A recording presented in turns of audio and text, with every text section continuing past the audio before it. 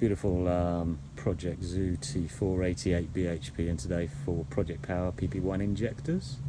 Alright, start her up.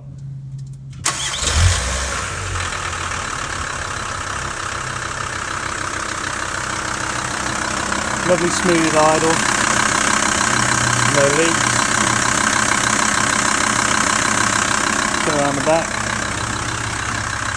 This is a beautiful van.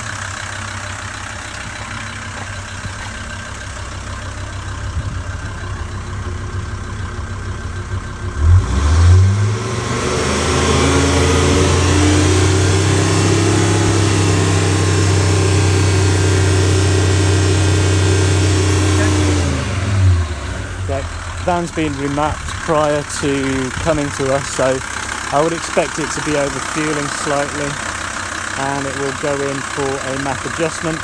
This particular vehicle has had our Project Power hybrid turbo fitted, and you can just about see the actuator behind that. And that's the turbo. This one will be going for a downpipe and a 2.5 inch exhaust, followed by a remap.